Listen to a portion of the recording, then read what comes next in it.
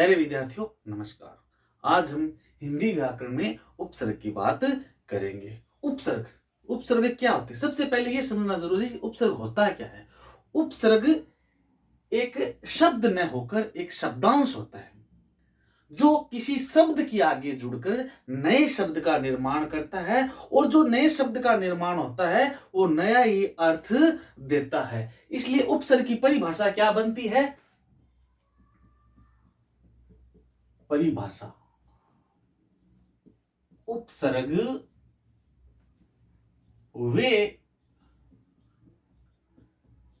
शब्दांश होते हैं। उपसर्ग वे शब्दांश होते हैं जो किसी शब्द के आगे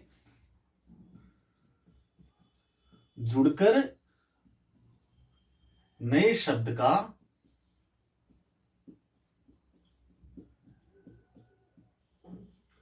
निर्माण करते हैं। तो उपसर्ग शब्द न होकर क्या होते हैं? शब्दांश होते हैं, और वो किसी शब्द के आगे जुड़ने से एक नए शब्द का निर्माण होता है और नए अर्थ का बोध कराता है।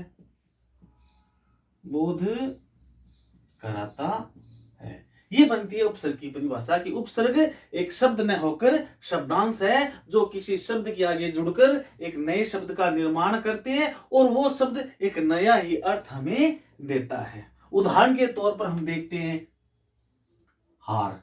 हार हमने एक मूल शब्द ले लिया, अब इसके आगे जोड़ देते हैं वी, तो विहार यानी घूमना। उपहार भेंट। संहार।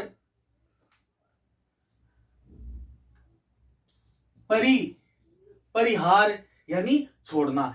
इस प्रकार हर एक उपसर्ग से एक नए शब्द का निर्माण होता है और एक शब्द नया ही अर्थ देता है। एक दूसरा उदाहरण देते हैं, मान लो धान।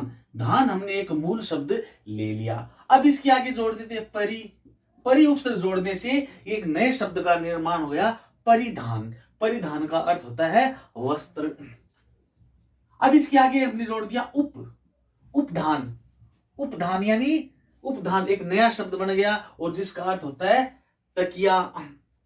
तो इस प्रकार उपसर्ग में किसी एक मूल शब्द को लेकर उसके आगे शब्द के आगे शब्दांश यानी उपसर्ग लगाते हैं तो एक नए शब्द का निर्माण होता है और शब्द नया ही अर्थ देता है। अब बात करते हैं हम उपसर्ग कौन कौन से होते हैं, कितने होते हैं। तो सबसे पहले हम आज इस वीडियो में हम बात करेंगे संस्कृत के 22 उपसर्गों की।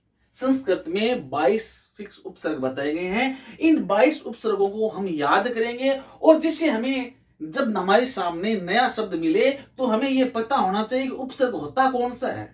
अगर हमें यही नहीं पता होता है कि मान लो उपसर्ग होता कौन सा है, तो मान लो हमने बना लिया उपधान, तो बना दे उपद, तो उपद कोई उपसर्ग है ही नहीं। तो हमें यह पता होना चाहिए कि कौन से उपसर्ग होते हैं और कौन से नहीं होते। इस प्रकार हम देखते हैं संस्कृत के इन 22 उपसर्गों को याद करने की एक ट्रिक बनाते हैं। तो आइए विद्यार्थियों देखते हैं संस्कृत के इन 22 उपसर्गों को।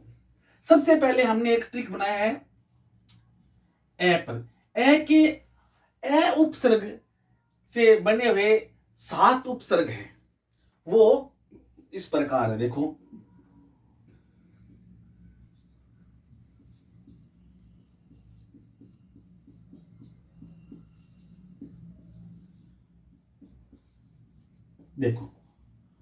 पव पी भित्ति दिनु। पव हमने एक बात बना ली, पव पी भित्ति दिनु, और एक अलग से आ उपसर्ग। तो अब इसको देखते हैं। देखो अप उपसर्ग है, अव उपसर्ग है, अपि उपसर्ग है, अभि उपसर्ग है, अति उपसर्ग है, अधि है, अनु है, और एक अलग से आ उपसर्ग है। तो एक बात बना ली, ऐसे याद नहीं रहेगा, अप है, अव है, अपि, अभि, अति, अधि, अनु याद नहीं रहेगा, तो हमने ये बात बना ली और इसके आगे देख दिया कि आगे इन 7 के आगे ए जुड़ता है, तो पवती भिति धिनु। अब अगली बात करते हैं, तो अगली बात करते भी एक और कौन कौन से उपसर्ग है, तो इसका भी हमने एक सूत्र बना लिया कि ए दू नी चार, ए दूनी चार, दूनी दूना होता है 4 होता है, तो ए दूनी 4, 4 में कौन कौन से हैं, प्र, परा, परि, प्रति, प्र, परा, परि, प्रति, वी, सु, सम। अब बात की दू में क्या है, रस है, यानी दूर, दुस, तो दू से बनकर 2 उपसर्ग बनते हैं, दूर, दुस, तो इसका हमने बना लिया, दू में क्या है, रस है। उद, उद और उप, 2 हमने ये बना लिया, उ में क्या है, दप है, यानी द और पे। नी, नी में रस है, नी में क्या है, रस है। निर, निश, निर, निश, तो इसमें भी देख ले रे और से, निर, निश, और एक अलग से हो गया नी, अलग से हो गया नी। तो इस प्रकार हम देखते हैं कि ये 22 उपसर्ग हमको याद हो गए। कैसे याद हो गए, पहली एक लाइन ये याद रखनी है कि ऐसे कितने बने हैं, 7 बने और एक आ अलग है, तो अप, अव, अपि, अभि, अति, अधि, अनु और एक अलग से हो गया आ। ये हो गए 7 + 1 8 उपसर्ग।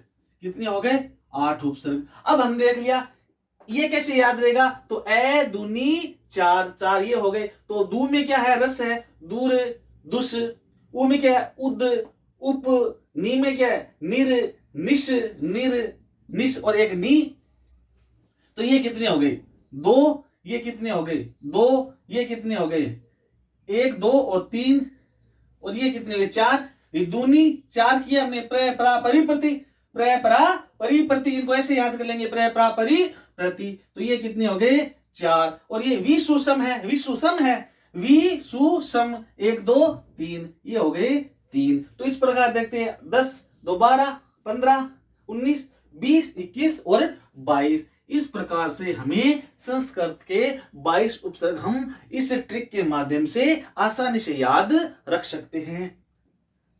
ए पे कितने हैं, 7। अब तो बात क्या बनाई, पव पी भिति धिनु, पव पी भिति धिनु, दू में रस है यानी दुर्दस, ऊ का क्या है, दप है, निरस, नी में क्या है, रस है, दू में रस है, नी में रस है, निर, निश और एक नी अलग है, और दूनी 4, प्र, परा, प्रति, परि, प्रति और विशु सम है, विशु सम है। इस प्रकार हम संस्कृत के 22 उपसर्गों को याद रख सकते हैं। विद्यार्थियों, आपको यह ट्रिक कैसा लगा कमेंट में जरूर बताइए। Thank you.